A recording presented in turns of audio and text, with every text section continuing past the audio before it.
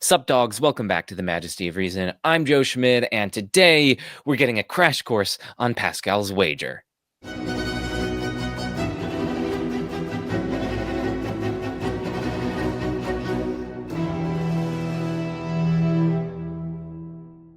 So imagine I offer you a bet. If you take the bet, we'll play rock, paper, scissors until one of us wins. If you win, I give you $1. If I win, you give me a quarter. Suppose you take the bet. Even if you lost, was it rational at the time to take the bet? The answer seems to be yes, and we can see why using expected utility theory. This is a theory about how we should make decisions under uncertainty. Its central contention is that a rational agent should choose the action that maximizes their expected utility. So what does that mean? Let's break that down. So consider some action A with possible outcomes O sub 1, O sub 2, and so on through O sub n. Each of those outcomes has a particular probability of occurring given that you take the action. So P1, that's the probability that O1 occurs. P2, that's the probability that O2 occurs, and so on through Pn, which is the probability that On occurs. You can think of an outcome as the result or consequence of a particular action in a given state of the world. As for what probabilities are, that's a very tricky question. I actually have a whole video called A User's Guide to Bayes' Theorem, wherein I extensively go through a bunch of different interpretations of probability. But here we can just think of probability as what kind of confidence level it's rational to have in a given proposition. So for instance, if I have a coin and I ask what's the probability that it lands heads, well, the rational degree of confidence before me flipping the coin in the proposition that the coin will land heads is 0.5 or 50%. Likewise, the rational degree of confidence or the rational credence that the dice that I have here will both land on a 6 is going to be 1/6 times 1/6 or 1/36. You get the idea. Now, those outcomes each have a certain amount of utility for you, which is basically just a numerical representation of how good or valuable or preferable or desirable an outcome is to you. These numerical representations, these utilities, are given to us by a utility function, which takes an outcome as input and delivers as output the utility of that outcome. So a utility function basically specifies for any given outcome how good or how valuable or how preferable or how desirable that outcome is to you with some numerical quantity. Now, the expected utility of an action is the utility that you can expect to get from performing that action, taking into account both how good or bad each possible outcome of that decision or action would be, as well as how likely each of those outcomes is to happen. To calculate the expected utility of an action, we just take the average of the utilities associated with the possible outcomes, weighted by the probability of those outcomes, given that you take the action. So an action's expected utility, in short, is just the weighted average of the utilities of the possible outcomes that result from you performing that action, where the weights are the probabilities of those outcomes. And so here we have a little equation, EU of A, that means the expected utility of some action A, that equals this weighted average of the utilities of the various outcomes weighted by the probabilities. So here we have the probability that outcome 1 occurs times the utility of that outcome, plus the probability that outcome 2 occurs times the utility of that outcome, plus the probability that outcome 3 occurs times the utility of that outcome, all the way through outcome n. So then we have, as the last term here, the probability that outcome n occurs times the utility of that outcome. So that is how we calculate expected utility. So let's apply this to the rock, paper, scissors bet from earlier. Philosophers like to use decision matrices to make these calculations easier. Here's the decision matrix. So on the left-hand side, we have actions that you can take. So you can take the bet or you can refrain from taking the bet. On the top here, we have different states of the world. So you win the bet given that you play, or you lose the bet given that you play. And we can imagine the outcomes as kind of like ordered pairs. So like it's the ordered pair of, hey, here's an outcome. You take the bet and you win. Another outcome is you take the bet and you lose, right? So that's another outcome. That corresponds to this cell. And then what we actually plug into the cells of this matrix are the utilities of those outcomes. So if you take the bet and you win, you have +1 utility because you gain $1. If you take the bet and you lose, you have minus 0.25 utility because you lose 25 cents. And if you don't take the bet, well then you winning or you losing, given that you play, doesn't even come into this, so there's no utility associated with that. We just put a 0 there. So yeah, as I said, actions are in the left-hand column, states of the world are in the top row, and the various values here represent the utilities of the relevant outcomes. For example, the outcome of you winning, given that you take the bet, has a utility of +1 because you gain $1 if you win. And for simplicity, by the way, we're just going to be equating dollar values with utilities. That's not technically correct because there's such a thing as diminishing marginal utility where, let's say if you're a millionaire, an extra dollar is not going to be worth as much to you compared to if you only had, let's say, $10. But for ease of exposition and getting a hold of expected utility theory, the assumption is perfectly kosher. So let's then calculate the expected utility of taking the bet. So again, the expected utility of taking the bet is the probability weighted average of the utilities associated with the relevant outcomes. So the expected utility of taking the bet is the probability that you win times the utility of winning plus the probability of losing times the utility of losing. That's going to be, so the probability of you winning, of course, is 0.5, and the utility of winning is going to be 1. The probability of you losing is 0.5, and the utility of that is negative 0.25.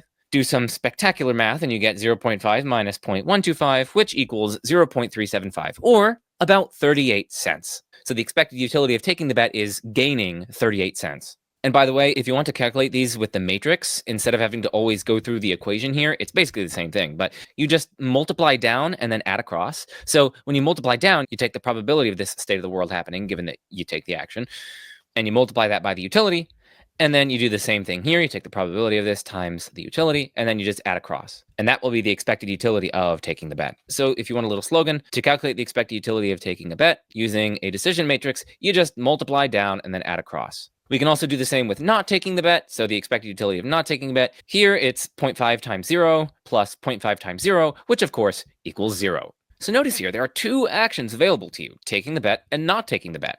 Not taking the bet has an expected utility of $0. You're not going to gain anything or lose anything. By contrast, the expected utility of taking the bet is going to gain you 38 cents. And this, it seems, is ultimately why it was rational to take the bet. In expectation, you gain 38 cents by taking the bet, which is better than the alternative action available to you, namely not taking the bet, which gives you in expectation nothing. Now, of course, on any given instance of taking the bet, of course you can't make 38 cents, right? There are only two options here, gaining $1 or losing 25 cents. But this is basically like if you play this game over and over and over and over and over and over and over and over, in the limit, on average, you gain 38 cents per time you play. And so the lesson here is that taking the bet seemed to be rational because it was the action that maximized your expected utility. In short, it was the best action available to you. But how, you ask, how does this all relate to Pascal's wager? Well, you've probably heard someone say, like maybe your Uncle Jim Bob at Thanksgiving dinner, you probably heard Uncle Jim Bob say something like, you should believe in God because you have so much to gain and so little to lose.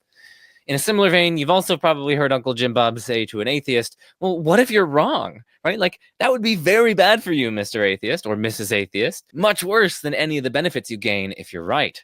Well, people like Uncle Jim Bob are really just rediscovering or recapitulating a pretty famous argument by 17th century French mathematician and philosopher Blaise Pascal.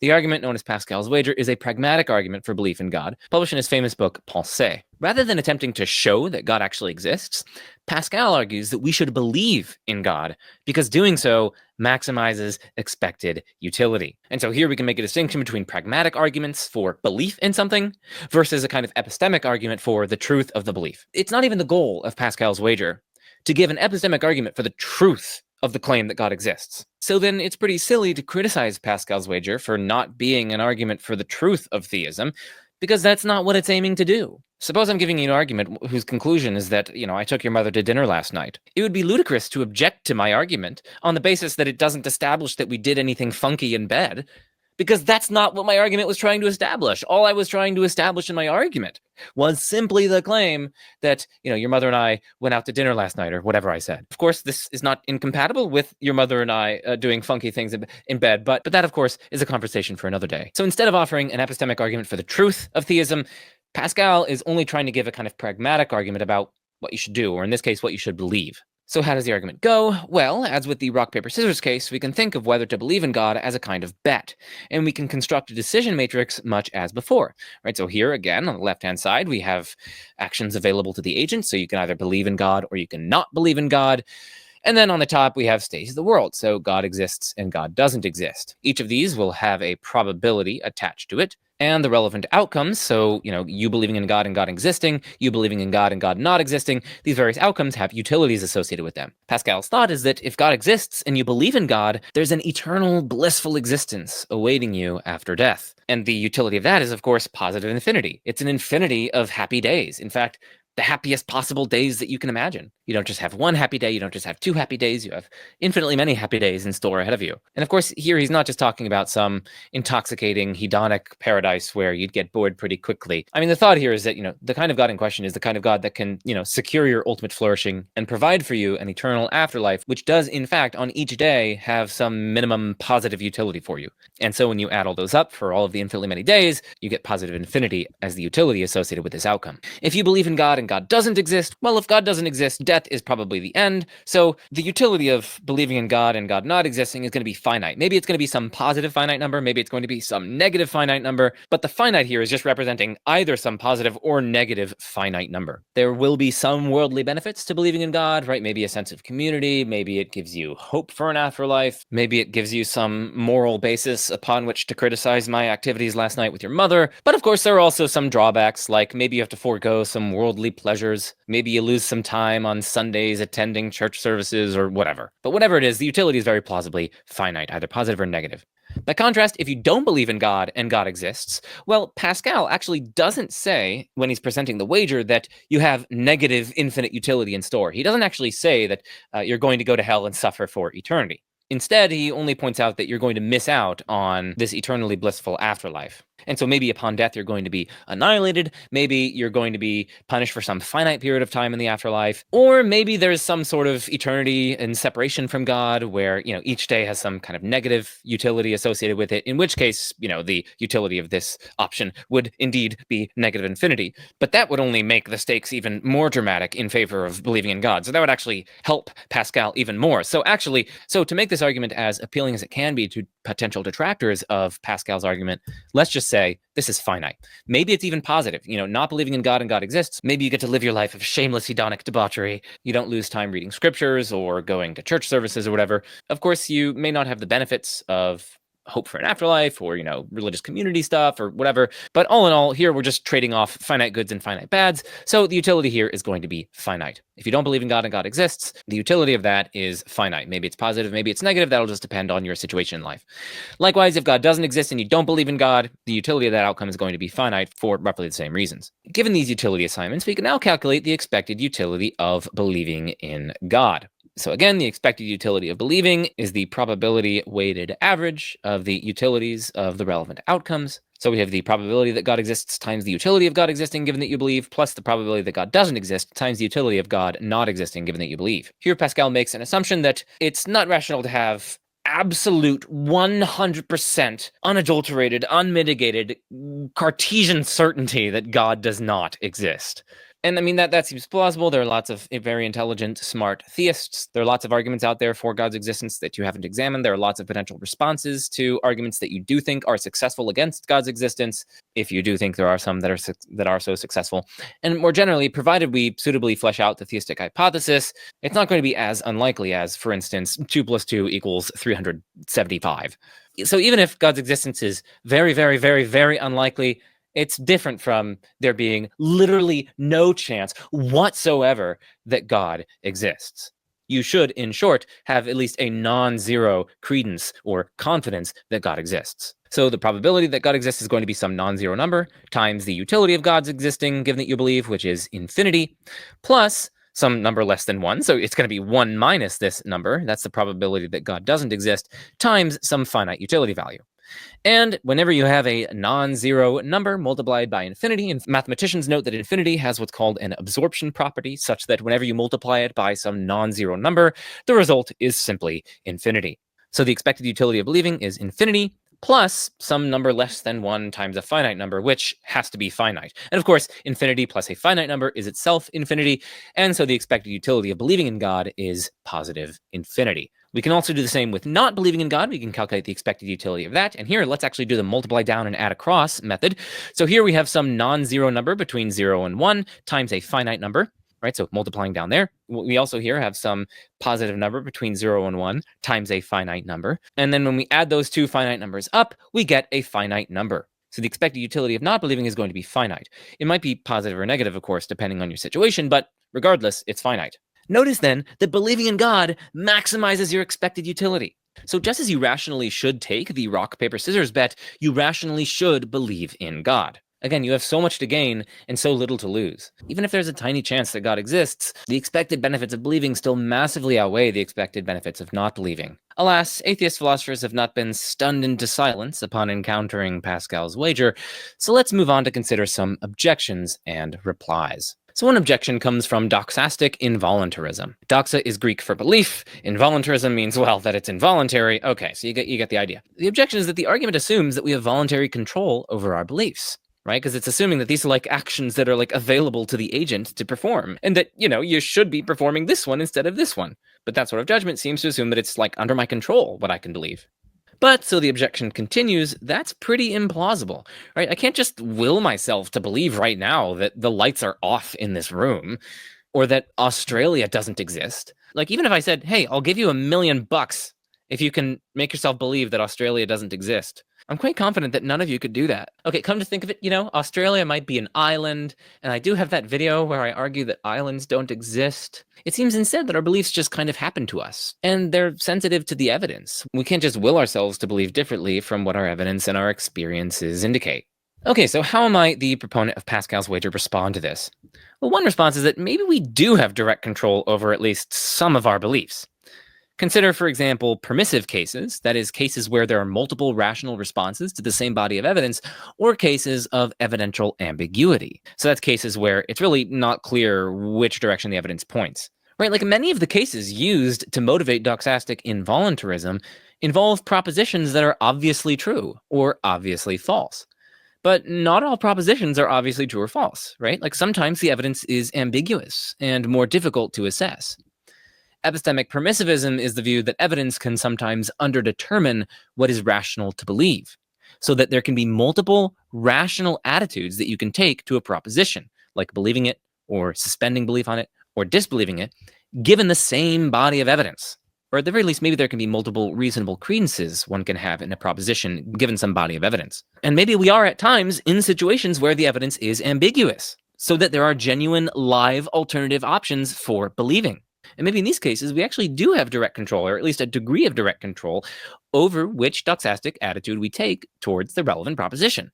So for example, maybe if you're torn about whether Smith is guilty or not, and both Smith's guilt and Smith's innocence are reasonable explanations of your evidence, maybe you have a genuine choice about what to believe in that case.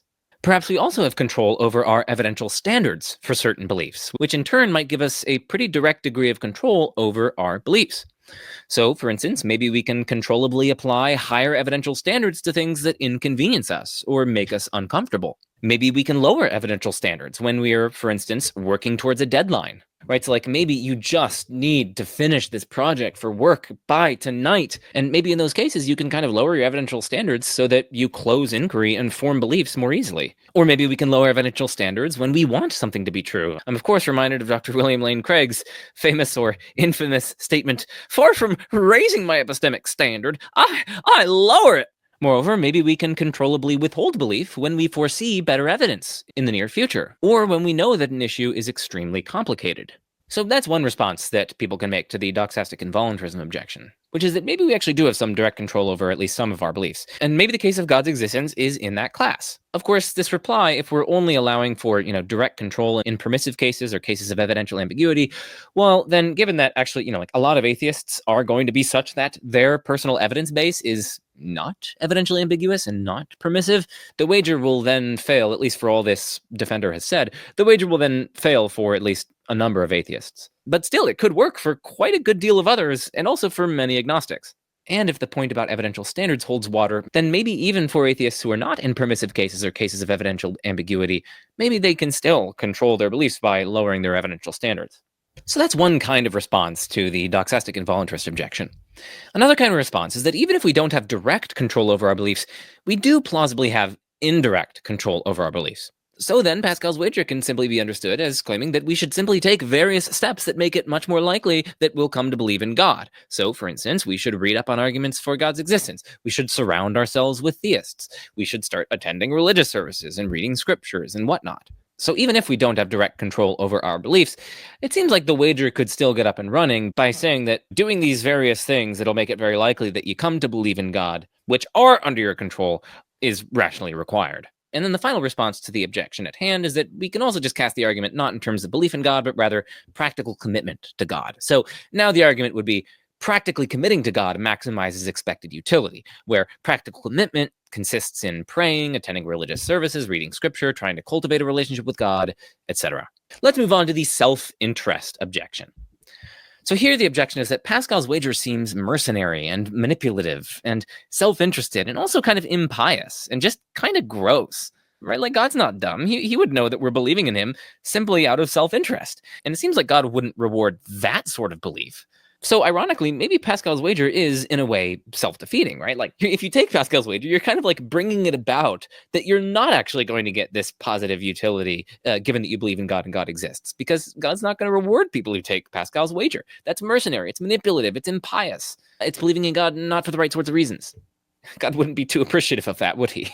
So one response to this is, even if wagering or taking the wager is initially motivated by self-interest, it need not and should not remain that way. As you progress in devotion and commitment to God, your motivations themselves will change, right? You'll genuinely come to love God and will seek to be virtuous, etc. And that, it seems, will plausibly lead you to get that infinite utility. A second response is that wagering needn't even be motivated by self-interest in the first place. Instead, it can be motivated by a recognition of how beautiful and wonderful and amazing and genuinely good it would be to be in an eternal, loving relationship with the perfect creator of the universe. The goodness and beauty of the potential relationship can itself be the motivation, rather than some kind of self-interest in being rewarded or something like that. So it seems like one can actually faithfully take Pascal's wager, as Liz Jackson put it in one of her papers. Let's turn now to perhaps the most famous objection to Pascal's wager, which is the many gods objection. Listen, Pascal, which God should we believe in? I mean, there are many different conceptions of God, right? Like the Muslim conception, the Christian conception, the Jewish conception, the Hindu conception, etc.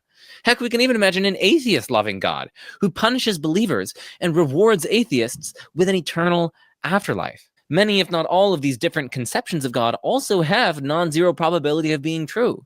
And for many of them, you lose out on infinite reward if you fail to believe in them, and gain the infinite reward if you do believe in them.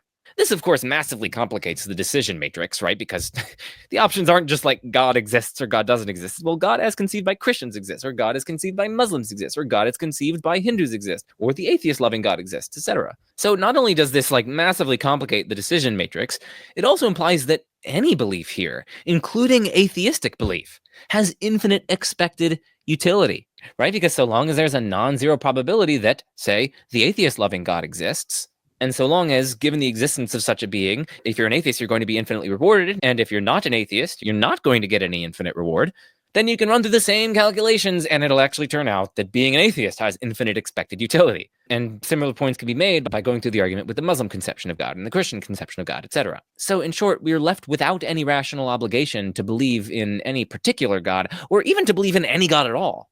It's not as though believing in God uniquely maximizes expected utility by virtue of having infinite expected utility. Even being an atheist has infinite expected utility. So that is a popular and at least prima facie quite forceful objection to Pascal's wager. How might defenders of Pascal's wager respond?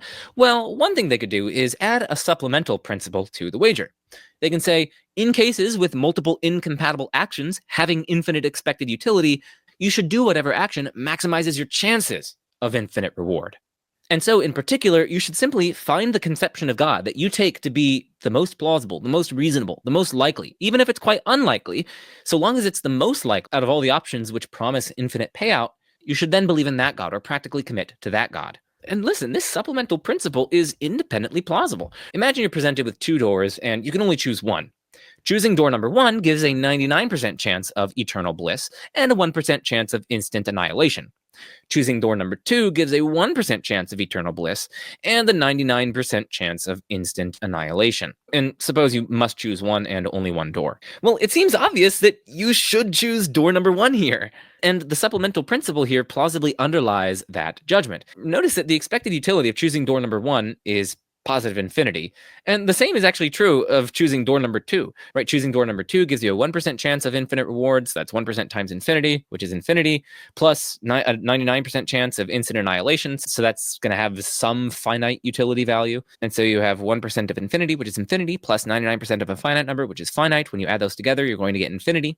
And the same thing with choosing door number 1, right? That has a 99% chance of eternal bliss. So you do 0.99 times positive infinity, which is positive infinity. Add that to 0.01 times some finite utility, which is, which represents the 1% chance of instant annihilation.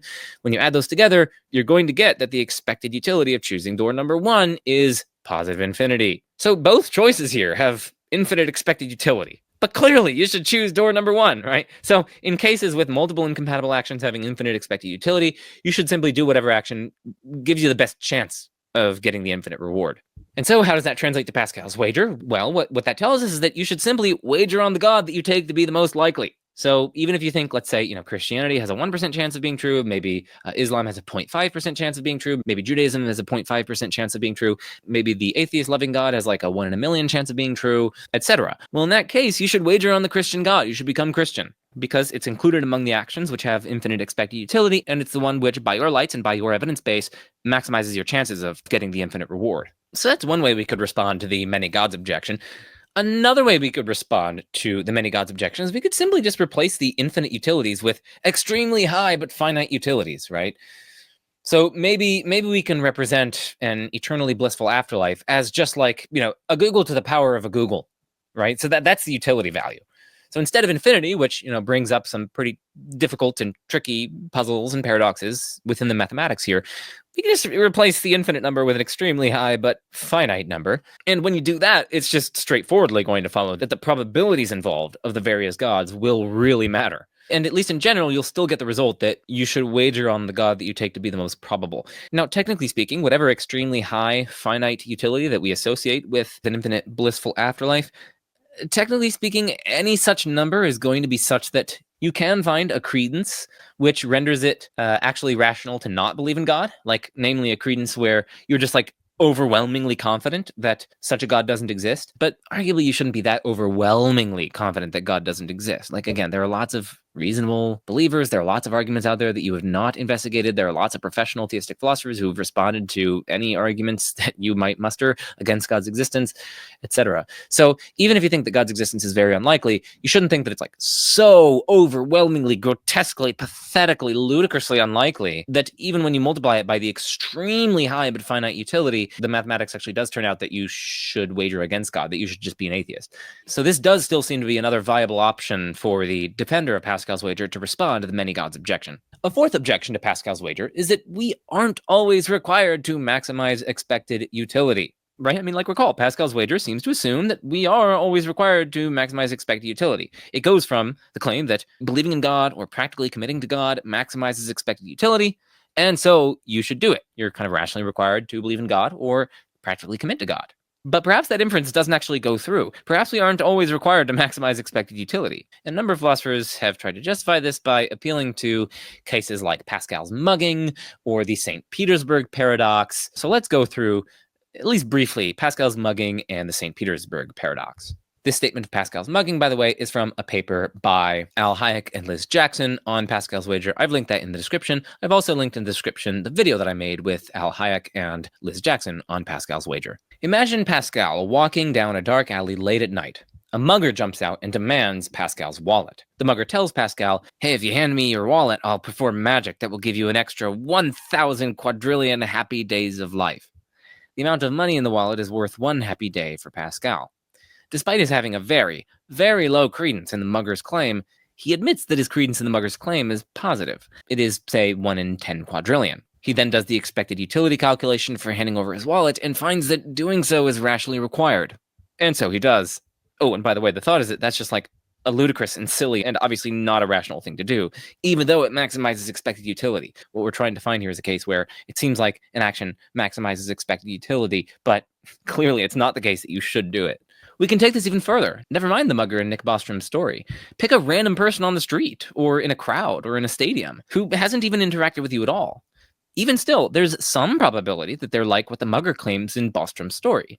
If you give them your wallet, they will give you a much greater amount back. So much so that the expected utility calculation favors your giving them your wallet. So don't just wait to be mugged. Go up to this person and voluntarily give them your wallet. And so it goes for any random person. You should just keep on giving away your wallet time and time again. But we're still not done. Perhaps you also give some credence to the mugger or other random people harming you greatly with many days of misery if you hand over your wallet. The expected utility calculations become yet more complicated, and it's hard to see how they will turn out if you dignify all of these scenarios with positive probability. It may be tempting then to round down the sufficiently low probabilities to zero and to hang on to your wallet.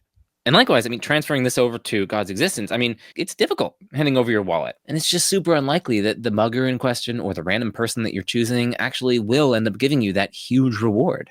And so it seems like even if you run through the expected utility calculations and they say that, oh yeah, technically speaking, you maximize expected utility by handing over the wallet, it still seems like you shouldn't, or at least you're permitted not to. And so the thought goes, that's going to arguably translate to Pascal's wager. Just like handing over your wallet, believing in God and practically committing to God, it does take kind of a lot. It's costly. And if there's a pretty low chance that God exists, just as there's a pretty low chance that, the mugger is going to actually go through on his promise, then perhaps you're at least permitted not to wager on God, just as you're permitted to keep your wallet, even if by running through the expected utility calculations, wagering on God maximizes expected utility. Just like you're permitted to hold onto your wallet, even if running through the expected utility calculations technically shows that handing over your wallet maximizes expected utility. Another case where it seems like you shouldn't maximize expected utility is the St. Petersburg paradox.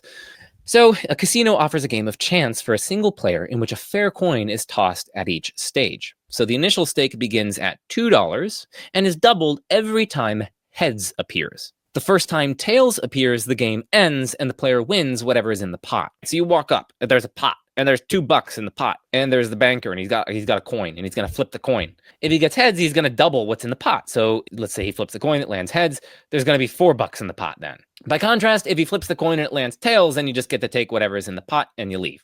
But if he keeps getting heads, then the money in the pot is just going to keep on doubling and doubling and doubling and doubling, right? So let's say you get heads on the first time, and you're like, oh, yay, sweet, it's going to double. Now there's $4 in the pot. Let's say he flips it again, and you get heads again. Oh, my goodness, now there are $8 in the pot.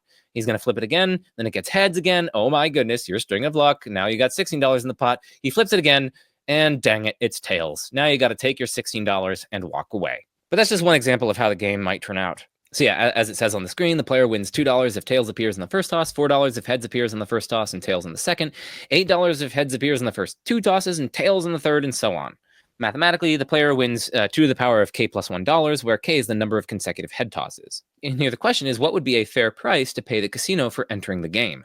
Well, to answer this, we need to calculate the expected utility of entering the game. Or in other words, the expected payout if we're going to use money instead of utility. So again, to calculate the expected utility or expected payoff of entering the game, you just take a probability weighted average of the utilities associated with the various possible outcomes. One outcome is that you get tails on the first coin toss, and then you have to leave with the $2. We'll say you have a 1/2 chance of getting $2. But another possibility is that you get heads, and that has a 1/2 chance.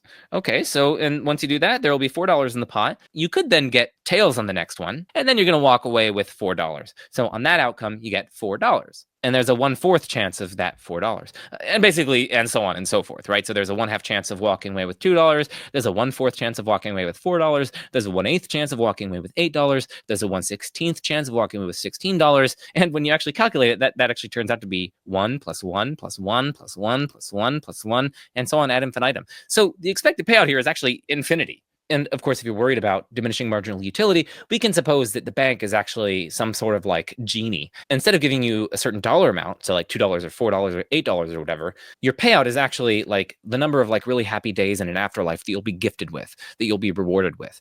So you have a 1/2 chance of having 2 very happy days added to your life, a 1/4 chance of 4 very happy days being added to your life, a 1/8 chance of 8 very happy days being added to your life, and so on. So here, the expected utility of playing this game is infinity. And so by Pascalian reasoning, you should actually be willing to do anything that incurs a finite cost to even have a chance of playing this game. Oh, and bear in mind, I mean, this game, you are almost certainly going to walk away with less than like $200. I mean, after all, there's literally only a 1/16th chance that you get as much as $16. There's a less than 1% chance that you get $128. So right, so given the setup of this game, playing the game has infinite expected utility. At least if we grant Pascal's reasoning for thinking that wagering on God, if God exists, has infinite expected utility. And so then you should be willing to undergo any finite cost in order to even have a chance of playing this game. So suppose that here's the bank's offer to play this game. Like this is to give you, actually, let's suppose that this is giving you a 1 out of a million chance of playing the game. So they have this giant 1 million sided die, and they flip the 1 million sided die, and if it lands on 700,000 exactly, then you get to play the game. They have the die, but in order to even have a chance of rolling the die, you have to undergo excruciating, agonizing torture for a Google to the power of a Google days. Okay, so here's their offer. You can undergo excruciating, agonizing torture for 24/7 for a Google to the power of a Google days, and that's a very large negative utility, but it's still finite. And then after that, they're going to flip the 1 million sided die, and if it lands on 700,000, then you get to play the game, right? And if it lands on any other number, then you don't get to play the game. So suppose that that's what the casino is offering. Well, it actually turns out that, taking their offer maximizes expected utility. Seriously. And it turns out that the expected utility is infinity. And that's because infinity has the absorption property. So even though there's, a 1 millionth chance that you'll get the infinity, and even though you have to go through the very large but finitely negative utility of getting excruciatingly tortured for a very long time, hey, it's still going to be the case that infinity minus that very large negative number is still infinity. So actually, you should be rationally required to take up their offer. And that just seems, come on, like that's just ludicrous. That's absurd. So it seems like we're not always rationally required to maximize expected utility.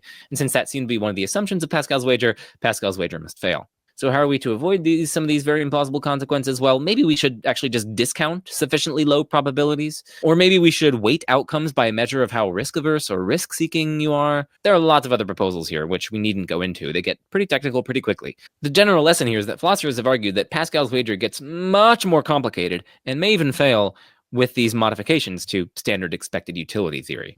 And to be fair to defenders of Pascal's wager, one way that they could still go here is to again, offer supplemental principles which are, firstly, quite reasonable, quite plausible, and secondly, avoid a lot of these implausible consequences by restricting the range of people to whom Pascal's wager would apply. So, for instance, maybe they'll have to restrict the wager to people who don't have a very low credence that God exists. Because, a lot of these cases, the paradoxical aspects turn on you having a very, very low credence in something, which nevertheless gives you like an extraordinarily high payoff, which is, of course, kind of analogous to an atheist who has very low credence in God's existence, but who thinks that if God does exist, there's a super duper high payoff of believing in God or wagering on God. Oh, and by the way, the literature here is called like the literature on fanaticism.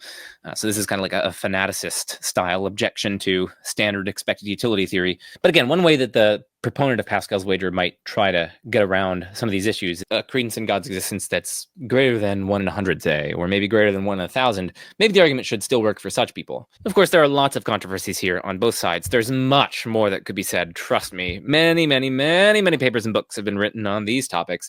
But for a crash course, this suffices.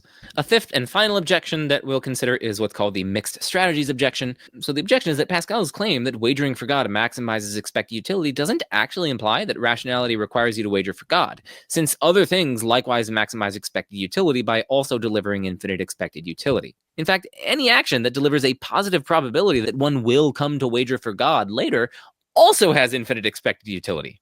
Right? Like suppose that you let a coin toss determine whether you're going to wager for God or not. If the coin lands heads, you will. If it lands tails, you won't. When you run through the calculations here, it turns out that letting a coin toss determine whether you will wager for God or not also has infinite expected utility. But also, the same is true if you use that 1 million sided die that I mentioned earlier. If you let the roll of that die determine whether or not to believe in God or whether or not to wager on God, such that you'll commit to wagering on God or believing on God, if it lands on some particular number that you choose in advance, and otherwise you don't wager on God, well, then letting that roll of the die determine whether or not you wager on God will also have infinite expected utility. In fact, going out and buying a sandwich will have infinite expected utility, because there's some chance that going out and buying a sandwich will lead you somehow to believe in God or wager on God. In fact, this makes it almost like impossible to do expected utility calculations, because it turns out that, basically anything that we could do has some chance of leading us to wager on God or come to believe in God. Or if we already believe in God, deepen our commitment to God. And so, basically any action is going to have infinite expected utility. And so this whole apparatus, this whole technical machinery of expected utility theory is going to be totally useless in telling us what we should do.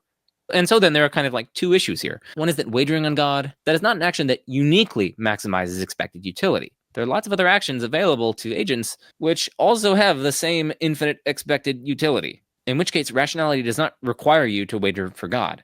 But another issue here is that the wager seems to kind of just collapse even the ability for expected utility theory to be action guiding in any way whatsoever. So how might defenders of Pascal's wager respond to this? Well, they can essentially give the same two responses to the many gods objection from earlier. In particular, they can add a supplemental principle to the following effect. Among the actions which deliver infinite expected utility, perform the action or actions that maximize your chances of getting infinite payoff, right? So reading up on arguments for God's existence and attending religious services and whatnot, those are at least much more likely to get you to believe in God and to get you to practically commit to God than, for instance, making a potato sandwich or something, or, boiling a banana, right? Or getting funky with your mother. But Joe, you overused that joke. Yes, cry, seethe, cope, it fuels me. And of course, the second response that proponents of Pascal's wager can give to this objection is they could just change the infinity to an extraordinarily large finite number. And that arguably is not going to collapse or destroy expected utility theory. And also, it's plausibly going to deliver the result that we should be performing the actions that give us the greatest chances of getting that very large but finite payoff. Okay, so those are all the objections that I wanted to survey. There are, of course, other objections to Pascal's wager that I didn't cover. But for a crash course, I think that suffices. I hope you now have a good sense of how the dialectic about Pascal's wager generally pans out. How it can be defended, how it can be attacked, how it can be defended from those attacks, etc. Etc. Right. Those dirty capitalists. Pure ideology. I'll just briefly end with noting that there are other sorts of Pascalian wagers which are interesting to think about. Maybe you can let me know in the comment section what you think about these. So one is a Pascalian challenge to climate change deniers, right? Some people have talked about this. I think some people have even talked about this in the philosophical literature, right? If climate change is real, the downside of doing nothing is potential catastrophe for civilization and the planet. Whereas if climate change isn't real and we act as if it's real, the downside to that is relatively minor economic cost or temporary inconvenience. But by contrast, if climate change is real and we do take action, the upside of that is averting literal catastrophe with co-benefits cleaner air, energy independence, and innovation, etc. We can put this into a decision matrix much like we did before. Maybe that's some homework for you guys. You guys can do that. But the thought here behind the Pascalian climate wager is that even if we were uncertain about whether or not climate change exists, the rational decision is to act as though it is real and do something about it. Because the potential benefits of acting as though climate change is real and doing something about it, even if we're uncertain that climate change is real, just significantly dwarf the potential downsides of that. Or so the reasoning goes. I just want to put it on your radar that this isn't just ivory tower intellectual masturbation going on here. Whether or not Pascal's wager works, whether or not it's good reasoning, whether or not we should be using expected utility theory to guide our actions, etc., has monumental practical significance. It has a bearing on lots of different cases in which we have to act under uncertainty. And it also bears on this Pascalian challenge to climate deniers, which I have actually seen being discussed and thrown about in the public space. Yet another reason to add to the list that philosophy is not useless. Yes, indeed, that is to say. All right, but that concludes today's crash course on Pascal's wager. If you enjoyed the video, please smash that like button, turn on that little bell for notifications so you get notified when my videos come out. YouTube, unfortunately, doesn't show you the videos that you want to see, so you have to turn on that little bell. It's, you get it. Consider also supporting me on Patreon. There are lots of really cool and exclusive goodies on there, ranging from early access to videos, exclusive access to some patron-only videos, access to scripts and notes like this that you can see on screen, and much more besides. So much love to my existing patrons. You can see the link to sign up in the description. And of course, don't forget the one-time donation link. Think of that as a tip, right? You tip waiters who bring you extra breadsticks, and I'm not just bringing you your breadsticks, I'm helping you better understand the fundamental nature of reality with care and caution and love and philosophical rigor. And waiters get paid for what they do. I'm not getting paid for what I do. At least consider making a one-time donation. It doesn't have to be much. Any amount helps. And of course, what better way to end is there than I'm Joe Schmid. This is The Majesty of Reason, and peace out.